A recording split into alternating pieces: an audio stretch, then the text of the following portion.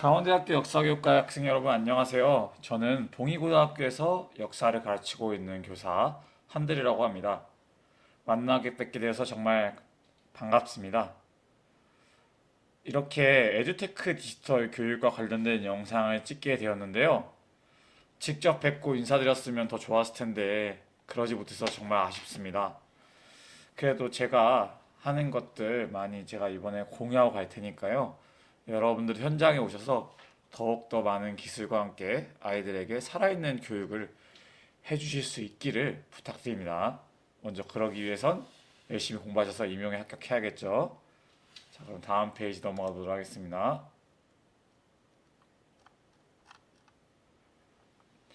에듀테크란 무엇일까요? 에듀테크는 바로 교육, 에듀케이션과 기술, 테크놀로지의 합성어라고 합니다. 에듀테크랑 사실 유사한 개념이 사실 저희가 예전에 배웠었던 이러닝 그리고 스마트 러닝 이런 기술들이 있었는데요. 이런 것들은 이제 인터넷이나 스마트 기기를 활용한 것들에 이제 그친다면은 이 에듀테크는 단순히 하드웨어적인 개념이 아니라 인공지능, AI, 빅데이터, 가상현실, VR, 그리고 증강현실, AR 등 전반적으로 소프트웨어, 그리고 데이터 활용과 이런 기술들에 초점을 둔 것이 에듀테크의 차이라고 할 수가 있겠습니다. 에듀테크라고 오타나는데 에듀테크입니다. 자, 그러면은 제가 이제 다음 페이지에 이제 어떤 예시가 있는지 보도록 하겠습니다. 에듀테크의 대표적인 사례가 이렇게 있는데요. 일단 여러분들 이 강의가 일반적인 선생님들의 강의가 아니라는 것을 보여드리고 싶어서 제가 특별한 기사를 하나 갖고 와봤는데, 코로나 때 저희가 워낙 이제 다들 코로나가 두렵기도 했고 잘 몰랐기 때문에 수학여행 가려다가 취소되는 사례가 굉장히 많았잖아요. 집단 감염이라든가 그런 일도 많았고, 그래서 축제 같은 경우에도 뭐 수학여행 같은 경우도 2년 동안 못 하다가 하게 됐었는데, 그때 이제 캐나다에 있는 어떤 선생님께서 게임을 통한 수학여행을 가자고 학생들에게 제안했다고 합니다.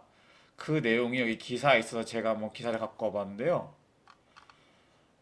여기 보시면 나와 있는데, 캐나다 퀘벡에서 학교가 폐쇄되고 수학여행 금지 조치가 이루어지면서 이렇게 이 학교의 역사기사인 케빈 페로킨 씨가 유비소프트의 어쌔신 크리드 오디세이를 사용한 디지털 수학여행을 기획했다. 이런 계획이 가능했던 이유는 게임에 있는 디스커버리 투어 모드 덕분이다. 즉, 게임 세계를 내가 직접 게임 캐릭터를 움직이면서 동시에 역사를 간접 체험하는 거라는 거예요. 이게 무슨 말인지 설명이 잘 안 되시죠? 제가 한번 그래서 영상을 갖고 왔으니까 같이 보시면서 하시면 좋을 것 같습니다. 자, 이런 식으로 아마도 게임 화면이 있을 텐데, 게임 캐릭터를 조작하면서 그 지역의 문화와 사회에 대해서 배워보는 시간을 가졌던 것 같습니다. 한번 보도록 할게요. 이 게임을 조작하는 주인공이 돼서 직접 이 유적지를 탐험해보는 겁니다. Welcome to Alexandria, planning of the city. Alexander's plan to build his great city began with a verse from Homer's Odyssey. There is, in front of Egypt, in the sea with many swells, an island called Pharos. Guided by these clues, Alexander the Great founded his future city at the western end of the Nile Delta. 세계사에서 빼놓을 수 없는 알렉산드리아와 그 유래가 되는 이런 도시 계획, 알렉산드로스의 업적 이런 것들이 잘 나와 있는 것들을 볼 수가 있죠. 그 다음에 또 다른 것들을 또 보도록 하겠습니다. 저는 개인적으로 이 이집트 문명에 대한 것도 좋아하지만 이 그리스 문명 굉장히 좋아하거든요. 그래서 이렇게 그리스 문명을 이렇게 열심히 연구해서 게임으로 개발했다고 하는 게임이 있어가지고 이 게임 영상을 한번 보면서 또 저희가 간접 체험해보면 좋을 것 같아요.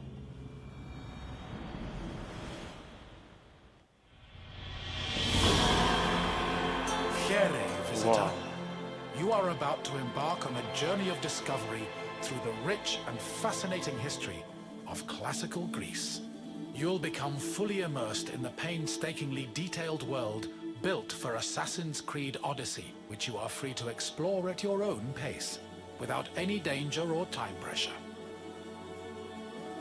For a directed experience, take one of the many guided tours 실제로 이 curated by 게임 하나를 prominent 만들기 위해서 historians 수많은 and archaeologists. 역사학자들과 고고학자들의 Along the 자문을 way, 구했다고 합니다. exchange words with some of Greece's most 헤리클레스라든가 famous historical 소크라테스, persons. The 이런 위대한 classical 영웅들도 Greece you 만날 are 수 about to 있고요. explore is at the peak of its glory. This period is synonymous with grand accomplishments of the physical and the 올림픽에 mental. 대한 내용과 파르테논 신전이죠. Architectural marvels which still stand today dot its landscape. while 그리스의 towering 아테네를 achievements in 구현했습니다. philosophy, political systems and art still influence our modern society in profound ways. 아고라 광장이네요. We hope you become engrossed in the dazzling riches of ancient Greece and welcome you to your visit. 네, 어쌔신 크리드의 디스커버리 투어라는 모드인데 이런 식으로 이제 앞으로 이제 게임을 조작하면서 학생들이 실제 이 세계를 탐험해 보는 겁니다. 우리 역사과 같은 경우에는 이런 간접 경험이 굉장히 중요한 학문이잖아요. 내가 실제 그 역사적 사건을 직접 경험하지 못했지만 마치 경험하는 것처럼 이 세계에 들어가서 수체험을 해보는 겁니다. My name is Aspasia. Though I am not originally from Athens, I have climbed to the top of its 이 social 인물도 아마 ladder 실존 using my 인물을 wits 바탕으로 and 게임을 intellect. 만든 걸로 알고 I've 있습니다. even earned 아스파시아라는 the love 인물. of Pericles, 페리클레스에 대한 one of the 언급도 most 나오죠. powerful men in the city. The mind truly is a beautiful thing. Personally, I think the Acropolis is one of, if 아크로폴리스에 not 대해서 the 설명하고 있습니다. greatest place in all of Greece. Though, considering it was the project of my partner, Pericles, I may be a touch biased. The Acropolis of Athens is a bastion of art and culture worthy of the gods themselves. Within this citadel, you will find many important sacred buildings, as well as some of the most magnificent art in all of Greece. You are in for a very enlightening visit. When you're done, come find me. 마치 We can discuss 3D the 영화 things you 같지 will see. 않습니까? Farewell for 근데 now. 이제 학생들이 직접 게임 캐릭터 조작함을 통해서 훨씬 더 많은 흥미와 재미를 느끼고 또 그 세계를 탐험하는 무언가가 되면서 또 아무래도 이제 감정이입을 하거나 새로운 지들을 습득할 수가 있는 것이겠죠. as early as the Neolithic period and then became a fortress in the Mycenaean period. Stone buildings started appearing in the 7th century BCE. But the famous 이런 것들을 structures whose 통해서 ruins remain 마치 visible 뭐 today date mainly from a period 메타버스라고 of 하긴 좀 construction 그렇지만 in the 5th century BCE. 어떻게 보면 The 지금 location 현존하는 of the 메타버스보다 Acropolis 훨씬 is 더 closely 그 세계를 잘 tied with 구현했다고도 Athens' 할 수 foundation 있을 것 myth. 같습니다. Supposedly, it was the site 저는 where 이제 제가 Athena 이제 and 이런 것도 알게 Poseidon 됐으니까 competed for the 세계사 city's 수업이 이제 patronage. 제가 가르치게 This 된다면 connection gave 수능 the 끝나고 Acropolis 이런 a 게임 sacred 캐릭터들 aura. 같이 조작해 And it was 보면서 considered the 아이들과 religious 같이 heart of the 즐겁게 city. 놀면 되지 않을까라는 생각을 갖고 있습니다. 이런 식으로 돼가는 거고요. 네, 뭐가 참 많아요, 그렇죠? 굉장히 유익합니다. 진짜 저는 개인적으로 사실 이렇게 제가 게임에 집중한 이유는 제가 어렸을 때 이 게임에 대해서 굉장히 많은 몰입을 해서 역사를 배웠기 때문이에요. 뭐 저 어렸을 때 뭐 대항해 시대라든가 문명 파이러바라든가 여러 가지 게임들이 있었는데 아마도 뭐 학생들도 이렇게 게임 화면을 보여주면서 역사를 설명했을 때 좀 더 몰입도가 올라가긴 하더라고요. 이제 게임 얘기는 그만하고 에듀테크의 대표적인 사례 한번 보도록 할게요. 에듀테크의 대표적인 사례로 일단 아무래도 이제 우리가 이제 주로 복습할 때 쓰는 퀴즈를 쓸 수 있습니다. 제가 어렸을 때는 카오시라는 프로그램이 유행했었는데 요즘은 또 국산 프로그램으로 퀴즈 N이라고 하는 프로그램이 있네요. 수업이 끝나고 학생들이 갖고 있는 모바일 기기를 통해서 QR코드를 찍은 다음에 학생들이 직접 퀴즈를 풀어보는 겁니다. 그렇게 하면서 학생들이 뭐 경쟁의 힘도 있겠지만 또 한편으로는 내가 얼만큼 성취했는가 이런 것들을 알아볼 수가 있는 아주 유익한 활동이라고 할 수가 있겠습니다.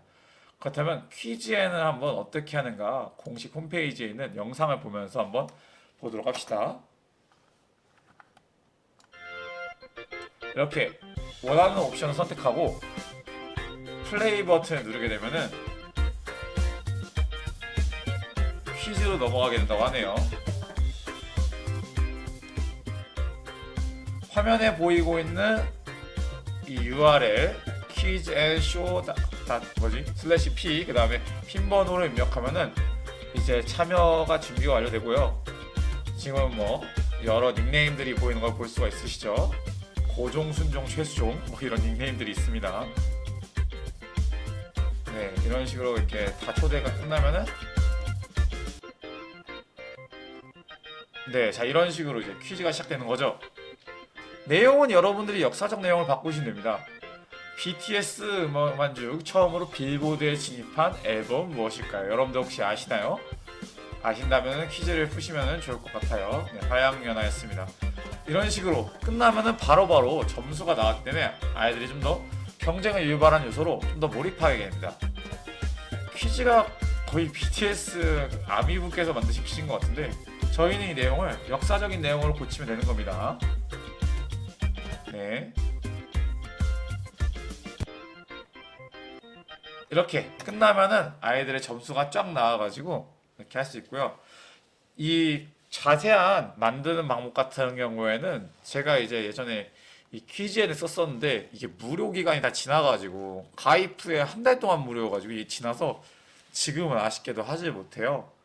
그래서 유튜브 영상 같은 거 찾아보시면은 퀴즈 만드는데 굉장히 쉽거든요. 사지선다도 가능하고 뭐 단답형 문제도 충분히 가능하니까 여러분들이 이제 뭐 교생을 나가시거나 아니면 초임교사 때 이런 것들 많이 활용하시면 좋지 않을까라는 생각을 해봤습니다. 저도 진도가 일찍 끝났을 때는 이런 것들 많이 활용했는데 요즘은 2학기가 이제 곧 있으면 끝나기 때문에 진도가 너무 많아서 하지 못하는 게 좀 아쉽네요. 이렇게 생동감 넘치는 퀴즈 플레이를 이렇게 하시면 되고요. 네, 뭐 이런 식으로 퀴즈엔이라는 프로그램이 있고 그 외에 카웃이라는 프로그램이 있습니다. 다시 원문으로 돌아가도록 할게요. 네, 이게 바로 학습 마무리 활동과 관련된 내용이고요. 자, 그 다음에 VR 체험 학습 보여드리도록 할게요. 저는 개인적으로 여행을 정말 좋아합니다. 그래서 제가 역사교과 교사라는 게 참 가끔씩 되게 행복하게 느껴질 때가 있어요. 여행을 할 때 역사적인 배경을 알면은 훨씬 더 재밌어지지 않나요? 저는 그래가지고 이렇게 여행을 할 때 사진 같은 것들을 역사적 유적지에 가서 많이 찍어오는데 이제는 뭐 그렇게 하지 않아도 될 정도로 수많은 이제 VR 이런 사진이나 영상들이 많이 구현이 돼 있어가지고 우리 아이들이 뭐 예를 들면 뭐 수학여행을 뭐 못 가게 됐다든가 아프거나 아니면 뭐 경제적 사유가 있거나 아니면 뭐 여러 가지 뭐 사고 때문에 못 가게 됐다거나 그럴 때 VR 체험학습을 통해서 이렇게 또 아이들이 같이 놀러 가는 것들을 할 수가 있을 것 같아요. 여기가 어디냐? 바로 병산서원인데요. 한번 저는 서대문형무소 역사관도 있고 암사동도 있고 아쉽게도 강원도가 없는 게 좀 오게 튀인 것 같긴 한데 저희가 이제 많이 가는 이 경주 불국사 한번 보도록 할게요. 이 불국사에 딱 들어가면은 드론 영상을 이렇게 쫙 띄워서 이렇게 딱 오버뷰를 볼 수도 있고 이렇게 딱 이런 것들을 캡처해가지고 저희가 수업 자료로 쓸 수 있잖아요, 그렇죠? 네. 이게 뭐 다가 아닙니다, 여러분들. 훨씬 더 좋은 이런 AI 답사 시작하게 하면은 이렇게 쭉쭉쭉쭉 들어가는 겁니다. 청운교 백운교가 있어요. 이렇게 보시면은 청운교 백운교랑 관련돼 있는 내용이 나오는데 이 다리 같은 경우에는 이 부처의 세계와 인간의 세계를 연결해주는 다리라고 아주 자세하게 나와 있어요. 이거 거의 가이드가 필요 없을 정도입니다. 여러분들도 뭐 이렇게 대웅전 내부에 이런 그림들 여러분들 이거 사진 촬영 불가능한데 여기는 이렇게 사진 촬영해서 올렸으니까 얼마나 더 좋습니까? 여기 보면은 여기 네, 경주의 명물인 시원빵의 모델이 된 다보탑과 석가탑이 이렇게 있습니다. 과연 누르시면은 당연히 이 안에 뭐 어떤 것들이 있는가? 아이고 잘못 눌렀어요. 이렇게 볼 수가 있는 거겠죠. 네. 사진 촬영이 안 되는 극락적 내부 이런 것들도 다 같이 볼 수 있으니까 참 좋은 것 같습니다. 네. 이렇게 우리가 같이 VR 역사 수업을 통해서 학생들이 좀 더 몰입할 수 있는 그런 환경이 되는 것 같고요. 근데 음악을 어떻게 끌까요? 저라면은 아이들한테 이 VR 학습을 VR을 통해서 실제 수학여행 갔다 온 것처럼 탐구 보고서를 쓰게 할 것 같아요. 그걸 통해서 자기가 원하는 이 수많은 유적지 중에 한 곳을 골라가지고 진짜 갔다 온 것처럼 또는 그 시대에 살아있는 것처럼 이렇게 쓰게 하는 거죠. 참 좋지 않습니까? 요즘에는 이런 것들이 워낙 잘 돼 있어가지고 서대문영무소 역사관 이런 데도 제가 얼마 전에 갔다 왔거든요, 여기를. 근데 이렇게 직접 가지 않아도 이렇게 볼 수가 있고, 여기는 아마 여간소옥사였나?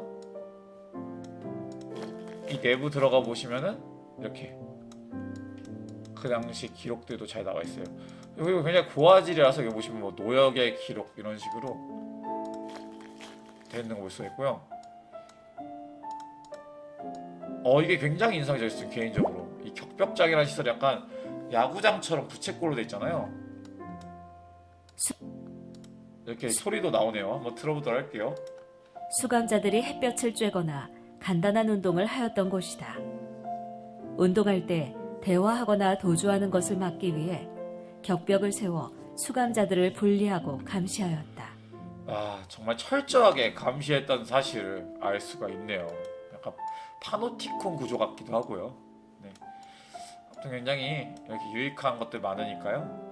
이 내용들 이 사이트 잘 활용하시면 좋을 것 같아요. 제가 여러 사이트를 다 알아봤습니다만 역시 최고는 이 비상 사이트에 있는 이 초등비바쌤 VR 역사 답사니까 이거 제가 이제 이 링크를 올려드릴 테니까 복사하셔서 하시면 될 것 같습니다. 구글에 치셔도 되고요. 자, 그 다음에 게임을 활용한 교육입니다. 제가 가장 좋아하는 부분이 또 게임을 활용한 교육이라고 제가 말씀드렸었죠. 제가 어렸을 때 그 문명이란 게임이 되게 유명했었어요. 양마의 게임이라고 한 번 시작하면 그냥 하루가 끝나 있는 그런 게임인데, 그 게임이 왜 재미가 있었냐면은 내가 마치 그 나라의 지도자인 것처럼 약간 이렇게 몰입을 시켜주는 요소가 있었어요.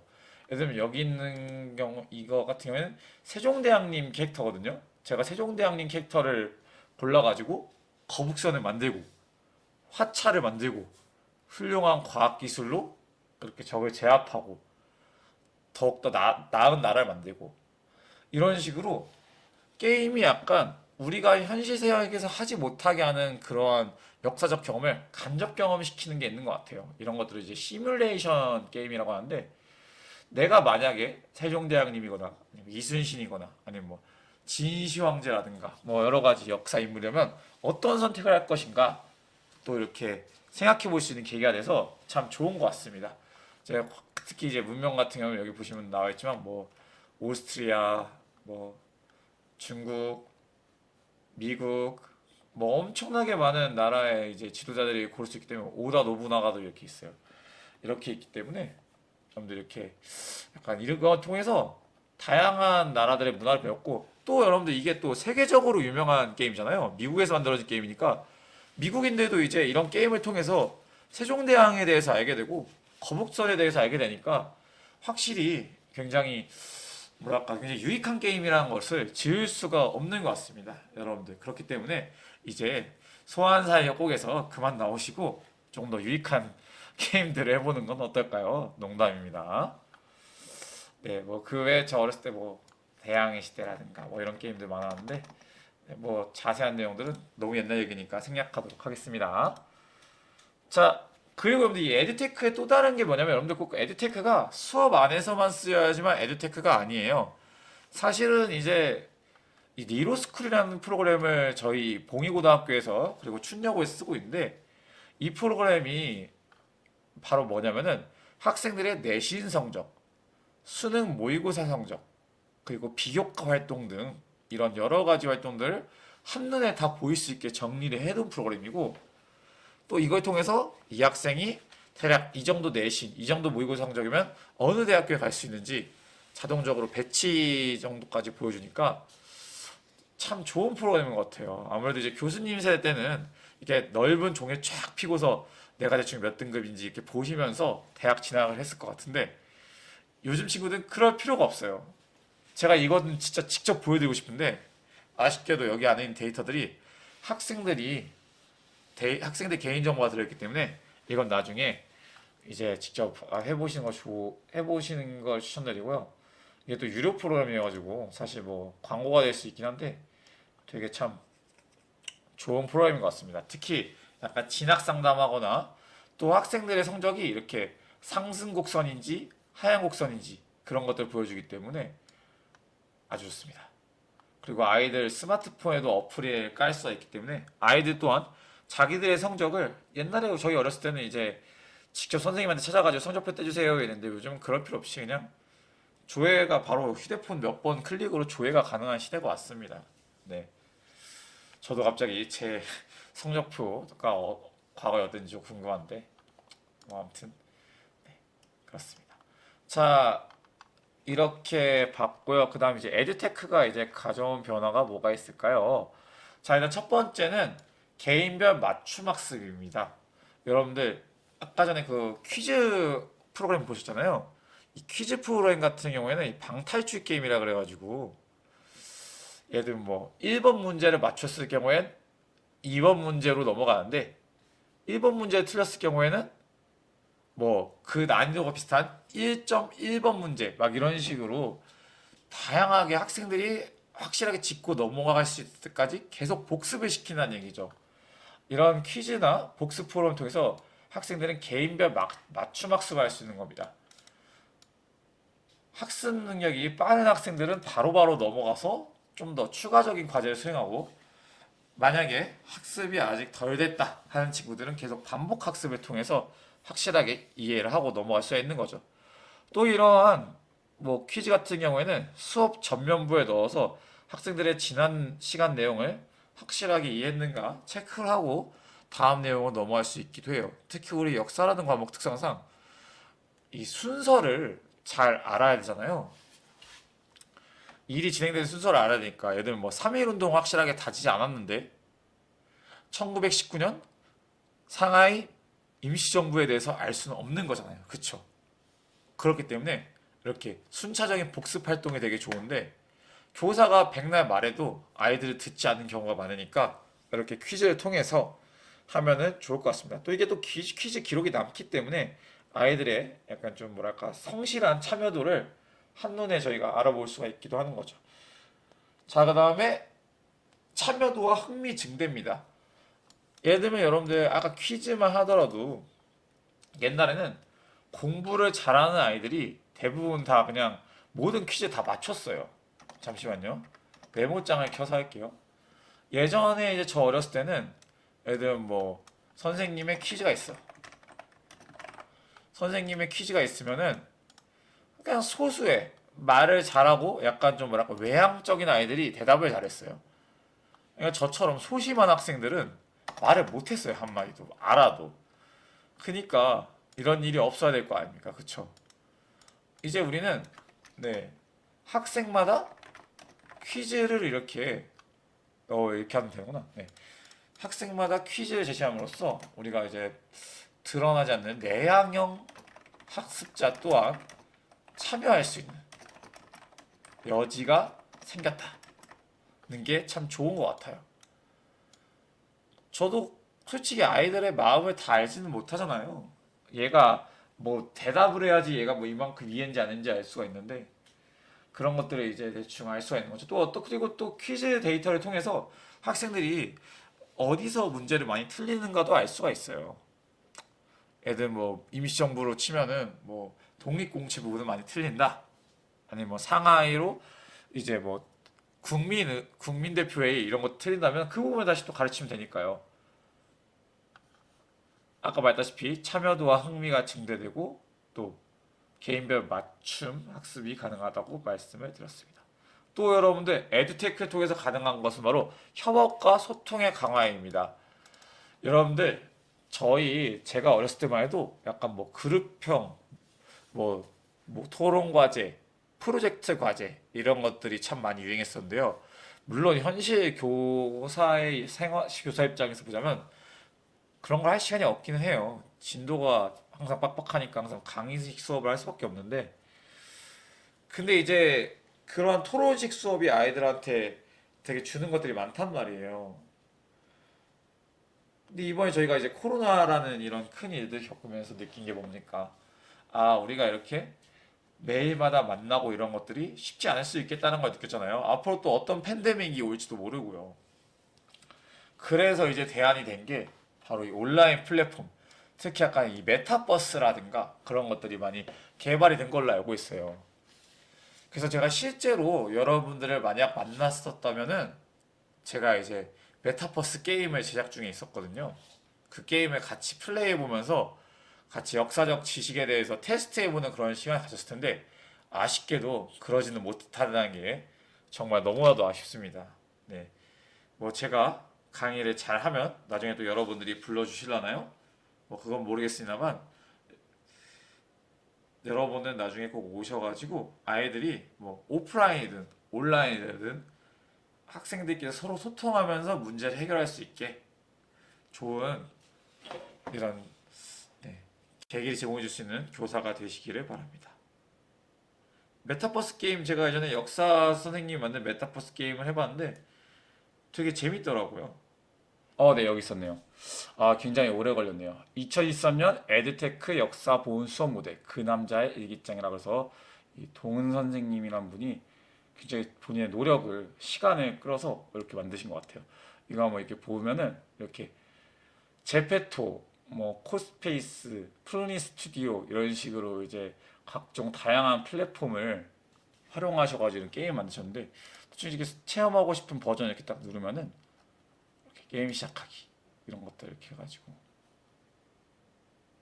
이렇게 게임이 로딩되면 내가 이제 게임 키트를 이렇게 조종해가지고 학생들을 만나가지고 얘한테 이제 F를 눌러서 말을 걸면은 뭐 이번에 한국사 능력 점정 시험 보려고 해. 그리고 선생님한테 이렇게 말도 걸고, 이렇게 가까이 있는 TV로 가면은 이렇게 영상이 딱 나오고. 모았던 드라마 미스터 선샤인 기억하실 겁니다. 미스터 선샤인의 배경이 된 황기안 애국지사님의 이제 뭐 이런 활약이나 이런 것들 주제로 게임 만드신 것 같은데, 이렇게 열심히 바깥에 돌아다니면은 이 로딩 화면에서 다른 세계도 이렇게 탐험할 수 있게 해놓으셨어요. 저는 제가 진짜 이번에 만약 여러분들 만났으면 제가 이걸 만들었을 것 같은데 사실 그러지는 못해가지고, 제가 나중에 기회가 된다면 저도 이렇게 한번 멋있게 만들어서 한번 해보도록 하겠습니다. 근데 진짜 교사가 솔직히 수업 준비하고 하루 쉬고 하는 것도 굉장히 바쁘거든요. 이런 분은 진짜 너무 대단하신 것 같습니다. 저도 내년에 꼭 이런 교사가 돼서 나중에 또 내년에 또 더 멋진 모습으로 여러분들께 또 좋은 강의를 보여드릴 수 있도록 할게요. 이런 식으로 이제 퀘스트를 깨나가는 식으로 이제 멀티버스 게임이 있고, 여기 뭐 30명의 학생들이 있다면 여기 30명의 학생들이 동시에 다 자발적으로 움직이는 거예요. 한꺼번에 다 움직이면서 다 같이 문제를 해결하고 이런 식으로 이제 주도가 되는 것이죠. 채팅창도 이렇게 있다고 하니까 뭐 비활성화되긴 했지만 스페이스바를 누르면 뭐 이런 것도 있네요. 네, 아무튼 뭐 굉장히 재밌는 요소들이 많은 것 같아요. 물론 뭐 현실적이지 못할 수는 있겠지만 그래도 세상은 알 수가 없고 또 언제 또 어떤 팬데믹이 올지 모르니 이런 것들 잘 알아두면 뭔가 도움이 될 것 같아요. 네. 그 다음에 저희 한번 다시 본문으로 들어가 보도록 할게요. 네. 훨씬 더 참여도랑 흥미가 증가했잖아요. 애들이 보기에도. 저 애들이 아마 로블록스라고 하나? 잘은 모르겠는데 아이들이 이미 메타버스 관련된 그런 게임이나 이런 매체에 굉장히 익숙하더라고요. 물론 뭐 메타버스라는 개념이 한때 이제 저희 지난 대선 때 확 흥했다가 지금 많이 죽기는 했지만, 그래도 선생님들이 이렇게 노력하는 새로운 것에 뛰어드는 모습들은 박수 받아야 마땅하다고 생각이 듭니다. 자, 그렇다면 지금부터는 이에 비해서 초라한 한교사가 실제로 활용하는 것이 무엇인가 한번 보여드리도록 할게요. 자, 한교사가 실제로 활용하는 것 세 가지가 있습니다. 첫 번째는 바로 네이버 클로바 더빙, 그리고 두 번째는 유튜브 여갈못, 바로 제 본인 계정입니다. 그리고 세 번째 교사용 인스타그램 계정, 이런 것들이 있습니다. 도대체 선생님은 지금 뭐 시간이 없다면서 어떻게 이런 것도 다 했나 이렇게 하실 텐데 별로 어렵지 않거든요. 제가 하나하나씩 보여드리도록 할게요. 네, 일단 첫 번째는 바로 네이버 클로바 더빙입니다, 여러분들. 네이버에서 이 AI 기술을 통해서 사람들의 목소리를 학습시킨 다음에 이것들로 이제 책을 만들어주는 그런 기술들을 했었나 봐요. 이런 것들 바탕으로 클로바 더빙이라는 게 생겼는데 저는 이제 이런 것들을 교과서를 읽어줄 때 활용을 합니다. 예를 들면 사실 제일 좋은 것은 아이들이랑 선생님이 같이 교과서를 읽는 게 제일 좋고 아름다워요. 근데 이제 가끔씩 뭐 교사가 목이 너무 아파. 애들을 시키기도 힘들어. 아니면 또 뭐 영상을 녹음해서 유튜브에 올려야 되는 그런 상황인데 내 목소리가 공개되는 게 뭔가 부담스럽다. 하거나 할 때 이제 클로바 더빙을 쓰시면은 저보다 훨씬 더 정확한 목소리로 리딩을 해주는 모습을 볼 수가 있어요. 예를 들면 제가 지금 여기 동아시아사 교과서에 있는 호르사 5층 목탁과 관련된 내용을 제가 직접 말을 할 수도 있지만 이 AI한테 한번 읽어보기 시킬 거예요. 어렵지 않아요, 여러분들. 네이버에다가 클로바 더빙 치시고요. 누르시고 로그인 하세요. 로그인 하신 다음에 무료로 시작하기 보이시죠? 여기 이 내용을 무료로 시작하기 이렇게 눌러주시고 새 프로젝트를 눌러주세요. 비디오, 오디오 보이시죠? 오디오로 갑니다, 우리는. 새 프로젝트 누르시고 더빙할 내용을 여기서 이제 복사해서 교과서 PDF가 복사가 가능하거든요. 여러분들도 나중에 교사가 되시면은 교사용 인증서로 이런 교과서 PDF를 많이 다운받으셔서 쓰시면 좋습니다. 잃어버릴 염려도 없고 참 좋더라고요. 예를 들면은 제가 직접 한번 읽어보도록 할게요. 이거 비교하기 위해서. 7세기에 쇼토쿠 태자가 세웠다고 전해진다. 현존하는 세계에서 가장 오래된 목탑으로 높이는 약 31.5m이다. 여러분들 이게 바로 뭔지 알고 계시나요? 아, 맞습니다. 호르사 5층 목탑에 대한 내용이죠. 우리 강원대학교 역사교육과 분들은 워낙 이제 출중하시고 또 똑똑하신 분들에서 이런 거 다 아실 텐데 자, 이 내용이 AI가 어떻게 읽어주는지 한번 보도록 할게요. 7세기에 쇼토쿠 태자가 세웠다고 전해진다.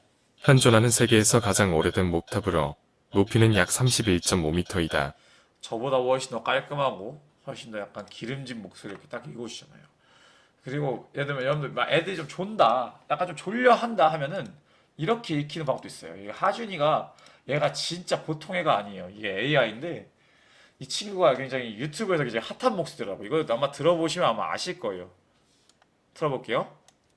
7세기에 쇼토쿠 태자가 세웠다고 전해진다. 현존하는 세계에서 가장 오래된 목탑으로 높이는 약 31.5m이다. 이게 좀 답답하다면은 이렇게 속도를 조절할 수도 있어요. 여기 속도 오른쪽에 있거든요. 7세기에 쇼토쿠 태자가 세웠다고 전해진다. 현존하는 세계에서 가장 오래된 목탑으로 높이는 약 31.5m이다. 그래서 이제 이런 것들이 이제 마음에 든다면 다운로드를 하실 수가 있어요, 여러분들. 이 음원을. 근데 이제 다운로드를 솔직히 뭐 이렇게 저장해서 이렇게 다운로드를 하실 수가 있는데 다운로드 횟수가 정해져 있어요. 한 달에 20회, 자녀 의자 수 15,000자이기 때문에 잘 신중하게 되는데 사실 뭐 저희 같은 경우에는 뭐 그 외에 뭐 애들 뭐 깨어나 애들이 뭐 자고 있어. 혁준이라는 애가 자고 있어. 그럼 이렇게도 할 수 있는 거니까 뭐 깨어나세요. 혁준 용사님. 이런 식으로 쳐가지고 이제 미리 듣기라면 아이고 네 이런 식으로 해서 미리 듣기라면 깨어나세요. 혁준 용사님. 뭐 이런 식으로 해서 이제 아이들과 약간 좀 즐겁게 좀 놀 수도 있고 하는 거 아니겠습니까? 애들이 또 이제 뭐라고 하면 내가 말한 거 아니다. AI가 말했다. 이런 식으로 또 얘기할 수가 있는 거고요.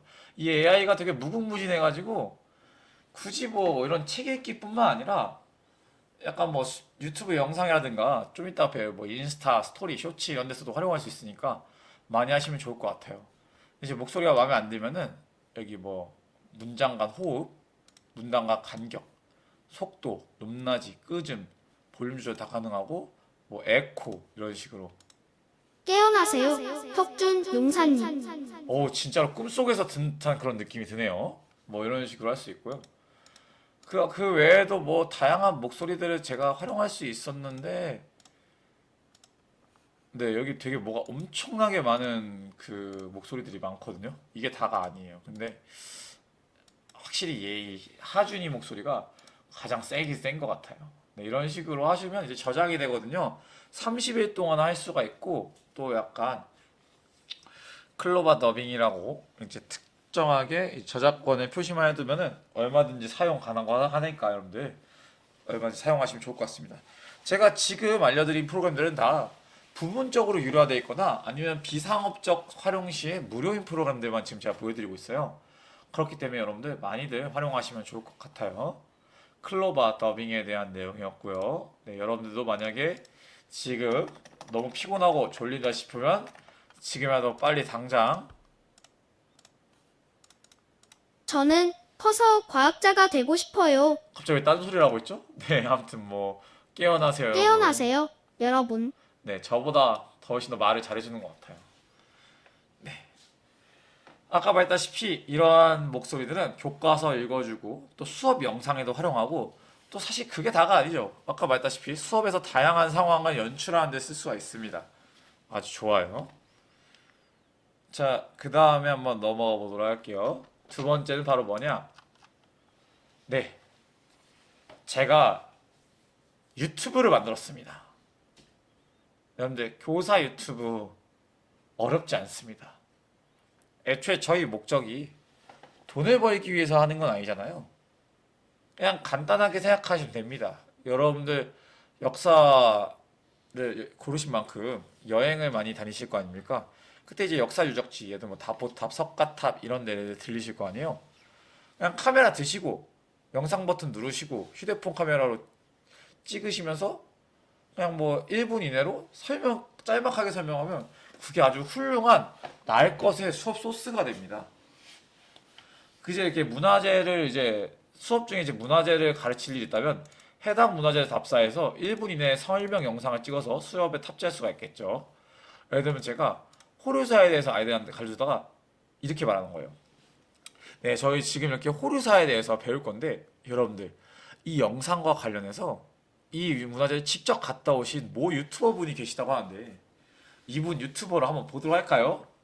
라고 하면 이렇게 딱 영상이 딱 나와주는 거예요. 마침내 호류지에 도착했습니다, 여러분. 이게 바로 아까 전에 제가 말씀드렸던 5층 목탑이죠. 하나, 둘, 셋, 넷, 다섯 이렇게 5층 목탑인데 이 목탑의 특징으로는 나무로만 지어졌는데도 불구하고 심지어 못 하나 들어가지 않고 나무와 나무를 짜맞추면서 이렇게 5층까지 높이까지 지어졌는데 불구하고 아직까지 붕괴하지 않고 현존하고 있다는 사실이죠. 아마도 이 목탑의 건축 기술은 백제도 유사한 목탑 건축이 있었던 걸로 봐서 백제인들이 이제 건너와서 이 건축에 기여하지 않았을까라고 보는 것이 저희의 입장입니다. 동아시아사 교과서에서 보았을 텐데 이렇게 또 실물로 보니까 좀 더 보이는 모습이 다른 것 같습니다. 아주 아름답네요. 네, 뭐 이런 식으로 이제 수업 시간에 활용할 수가 있는 겁니다. 그럼 아이들이 실제 갔다 온 것 같은 뷰로 보니까 좀 더 몰입을 하긴 하더라고요. 자, 그리고 이제 뭐 네, 이렇게 수업 중에 문화재 관련 수업이 있다면 해당 문화재를 미리 답사해서 1분 이내에 설명 영상을 찍어 수업에 활용한다. 그래서 제가 매 방학마다 이렇게 문화재가 있는 도시, 그곳이 국내든 해외든 간에 무조건 한 곳씩 갔었습니다. 자, 그리고 또 저희가 어떤 상황이냐면은 직강을 촬영해야 되는 상황이 있어요. 예를 들면 일부 학생들이 코로나에 집단적으로 걸려서 비대면 수업을 하거나 또는 격리를 해야 되는 상황이야.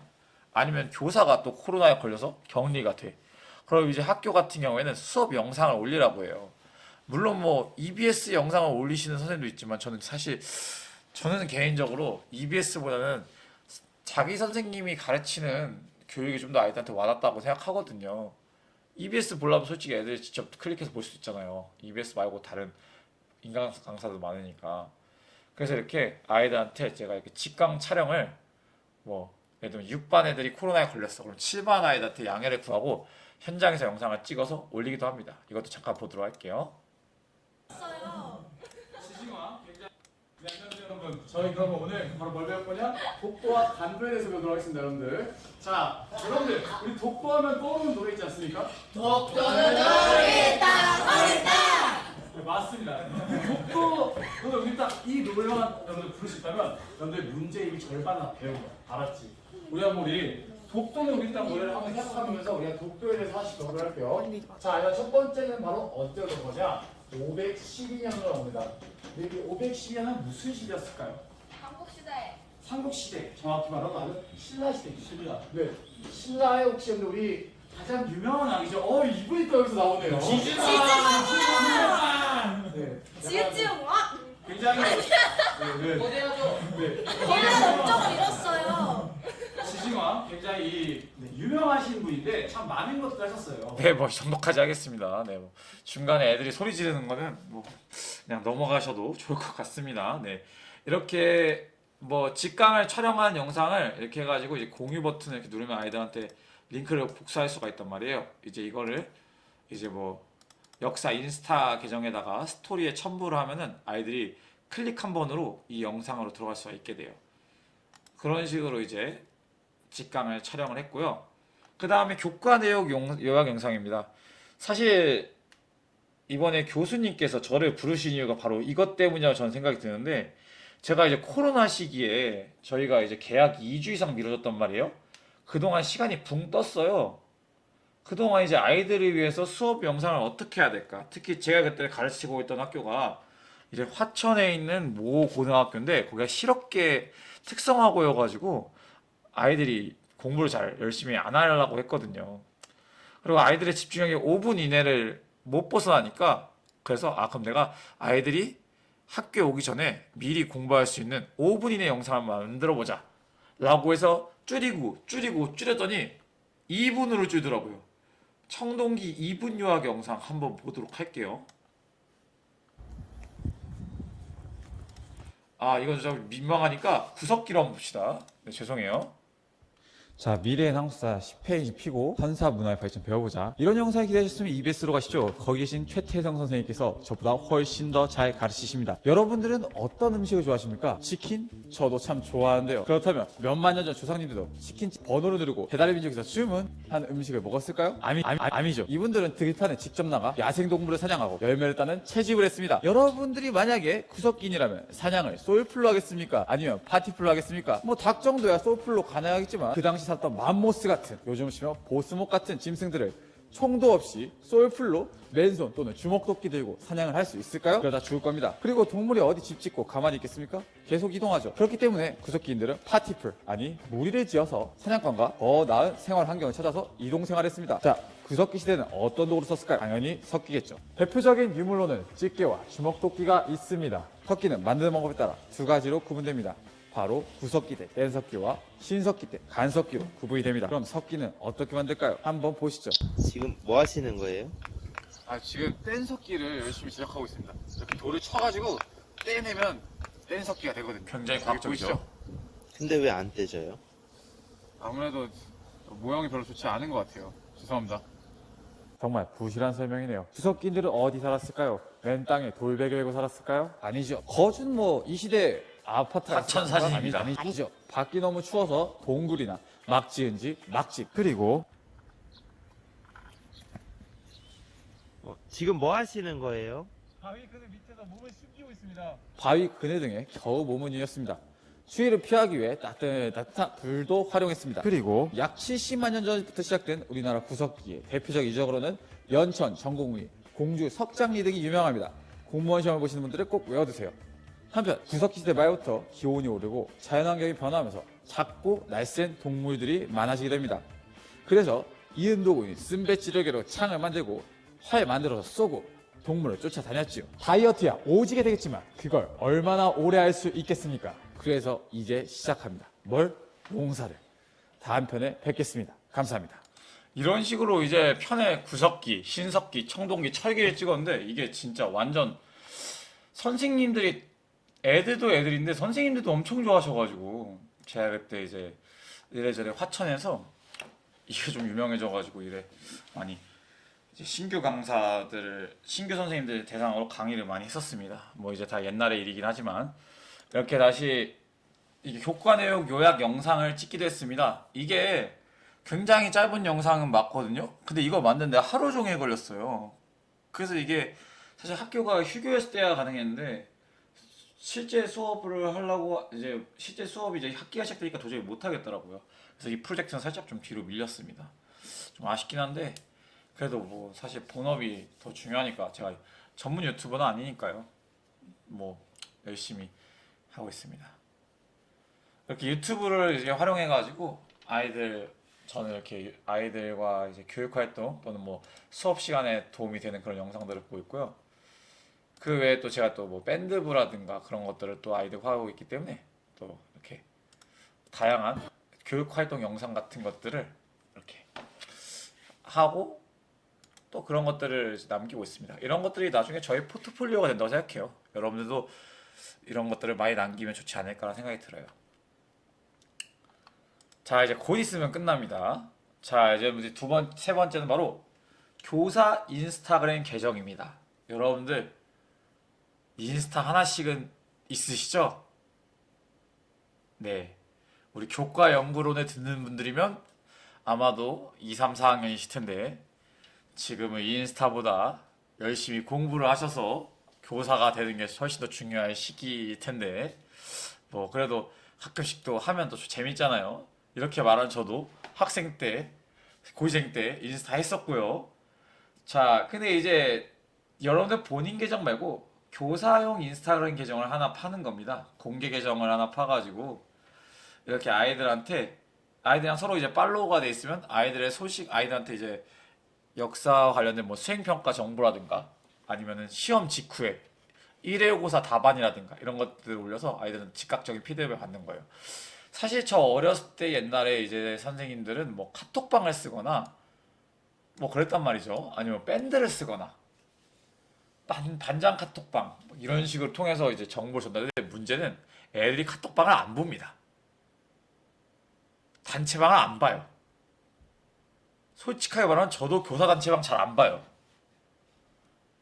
그러니까 뭘로 하자? 인스타로 하자는 겁니다. 실제 사례인데요. 제가 학교를 자꾸 잘 안 나온 친구가 있어서 전화랑 문자는 뭐 한두 시간 동안 안 보더니만 DM 하니까 20분에 오더라고요. 그러니까 적어도 우리가 이제 상대하는 우리 속칭 말하는 우리 아이들이 좋아하는 미디어에 맞게 어느 정도는 이제 활용해주면 좋겠다 싶었는데 그게 인스타그램이죠. 그래가지고 이제 어떻게 하냐면은 저는 피드 기능 있잖아요. 인스타그램 피드 기능 뭐 역사교사 한들 막 이런 식으로 계정을 만들어가지고 피드에다가 수행평가 안내 자료라든가 일회고사 답안 같은 것들을 게시합니다. 그런 것들 이제 즉각 업로드해서 학생의 질문 같은 것들이 오면은 내 개인 전화나 아니면 내 카톡이 아니라 그냥 인스타로 올 수 있게 하는 겁니다. 아무래도 저는 개인적으로 전화나 카톡을 누가 하는 게 살짝 좀 그래가지고 인스타그램으로 소통하니까 좋더라고요, 저는. 그리고 학생도 인스타그램으로 공유하면 훨씬 더 빨리부터 정보를 빨리 받아보는 것 같고요. 그 다음에 세 번째는 바로 제가 이걸 잘 써먹은 계획인데 스토리 기능을 활용하는 겁니다. 이 스토리는 한번 올리면 24시간 동안 존재하는 그런 기능이고 아무래도 스토리에 올라가면 애들이 많이 클릭을 하잖아요. 그걸로 이제 역사적인 날, 예를 들면 8월 15일엔 광복과 관련된 이미지를 올린다든가 아니면 10월 25일에는 10월 25일에 여러분들 비공식적이긴 하지만 독도의 날로 지정이 되어 있거든요. 그래서 이제 10월 25일에 독도의 날 기념 이미지를 빡 올리는 거예요. 그러면 애들이 이제 아침에 일어나서 하는 게 이제 누워가지고 침대에서 스토리 한 바퀴 쭉 도는 거니까 제 걸 또 볼 거 아닙니까? 그렇게 오늘이 독도의 날이구나. 오늘이 5.18 민주화 운동일이구나. 오늘이 뭐 3.1절이구나. 뭐 이런 식으로 하나하나씩 다 알아갈 수 있게 되는 거죠.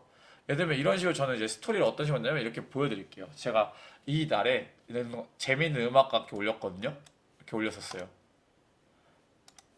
네. 오늘은 독도의 날 1900년 10월 25일 대한제국 칙령 제41호에 독도를 울렸습니다. 네, 고종황제는 이날을 뭐 독도의 기념일로 제정한다 라고 돼 있는데 뭐 이런저런 것들이 있네요. 네, 좀 부끄러운데 아무튼 이렇게 하면 애들이 다 봐요. 애들 스토리를 안 본 애들이 없어요. 그래서 이걸로 전달을 하면은 훨씬 더 아이들이 다가간 것 같습니다. 솔직히 카톡방에다가 독도에나 이런 거 보낼 순 없잖아요. 애들이 있는 카톡방에다가. 애들 솔직히 뭐 관심 없을 텐데. 스토리는 그래도 한 번 보고 그냥 관심 없으면 넘기면 그만이니까 되게 그런 면에서 아이들한테 가벼운 정보를 전달하는데 좋은 기능인 것 같습니다.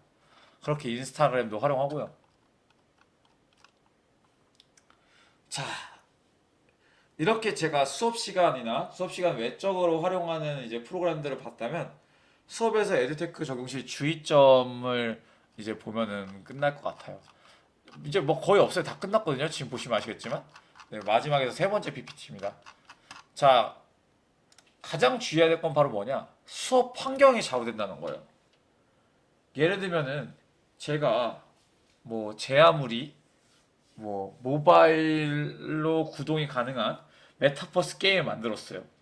근데 교칙에서 뭐 수업 시간에 휴대폰 사용을 금지한다던가 또는 그런 분위기가 된다 하면 못하는 거예요. 그렇게 어렵게 갈 것도 없습니다. 제가 예를 들면은 유튜브 영상을 찍었는데 이걸 띄워줘야 되는데 아이들한테 프로젝터가 망가졌다든가 아니면 칠판이 그냥 스크린이 없이 그냥 칠판에 프로젝터 띄워가지고 열악하게 잘 안 나온다든가 그런 애들이 비일비재예요. 학교마다 아직 좀 선진화가 덜 된 것 같아요. 학교마다 이게 되게 차이점이 너무 심해가지고 되게 불편하더라고요. 어떤 학교는 TV가 있는데 어떤 학교는 아직도 칠판에다가 스크린 띄우고 있어요. 특히 저 같은 경우에 이제 높은 해상도로 시각적인 학습 경험을 제공할 수 있는 전자칠판을 굉장히 좋아하거든요. 전자칠판에다 이렇게 교과서 PDF를 띄워가지고 밑줄치면서 공부할 수도 있고. 근데 이런 것들이 잘 안 돼 있으면 아무래도 교사가 열심히 영상을 찍는다 한들 애들이 볼 수가 없으니까 의욕이 좀 꺾이는 것 같아요. 그래서 결국에 제가 하고 싶은 말은 결국엔 아직까지는 교사는 칠판을 활용한 수업을 잘해야 되는 것 같아요. 그러니까 여러분들도 교과 연구를 통해서 뭐 다양한 학습은 기르시되 일단 기본이 칠판이라는 것을 교과서라는 것을 잊지 않으시면 좋을 것 같습니다.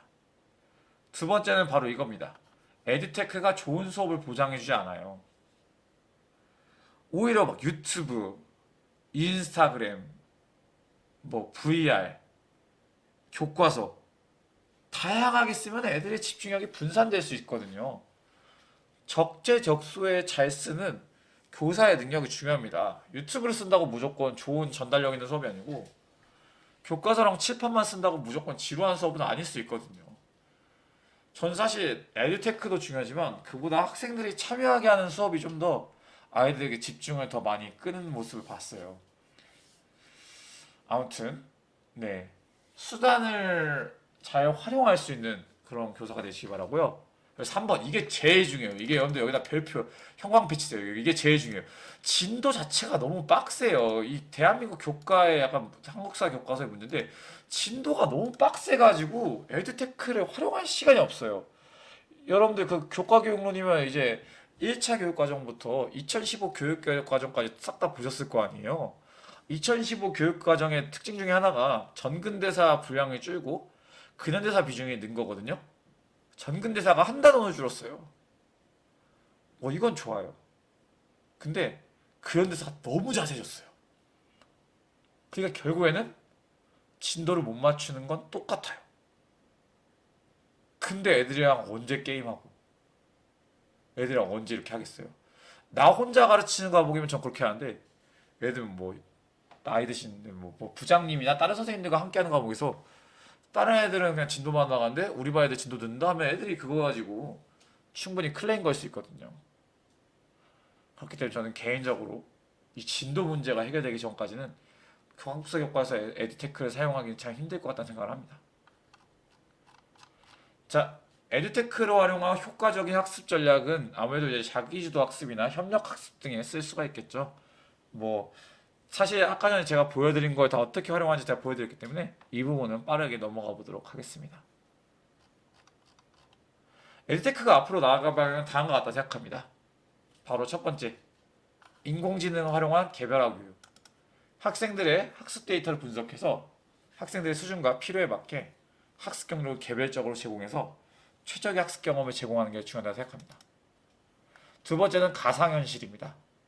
아까 전에 제가 게임 영상을 보여드렸지만 이 가상현실은 그 어떤 과목보다 역사 과목에서 가장 빛날 그런 기술이거든요. 학생들이 이렇게 그리스에 대해서 단순히 말로 배우는 것보단 이게 그리스, 이집트 시내를 이렇게 걸으면서 역사적 주인공이 돼서 뭐 카이사르가 돼서 어떤 결정을 할 것인가, 알렉산더가 돼서 어떤 결정을 할 것인가, 이렇게 그 안에서 추체험을 할 수가 있게 됩니다. 가상현실이 많이 더욱더 발전했으면 좋겠습니다. 대한민국 게임계 꼭 힘내시기 바랍니다. 마지막으로 교실을 벗어난 교육이 되어야 될 것 같습니다. 팬데믹이 언제 올지 모르잖아요. 우리가 언제 또 어떤 상황으로 또 여러 가지로 뭐 위험한 상황이기도 하고 언제 또 어떻게 될지 모르기 때문에 저는 개인적으로 학생이 교사가 언제 어디서 무엇을 하고 있던 간에 제공되는 교육을 위해서 에듀테크가 더욱더 발전되어야 하지 않나라는 생각을 합니다. 네, 정말 급하게 부족하게 준비한 강의였는데 여러분들 마음에 드셨으면 좋겠어요. 출처는 이렇게 제가 공유를 해놓을 테니까 나중에 보시면 될 것 같고요. 네, 지금까지 여러분들과 함께 인터넷을 통해서 만나게 된 저는 봉기고등학교 역사교사 한들이었습니다. 만나서 정말 반갑습니다. 만약에 제가 또 나중에 또 올 기회가 있다면 그때는 여러분들께 직접 만든 영상과 게임을 보여드리면서 마무리하도록 하겠습니다. 감사합니다.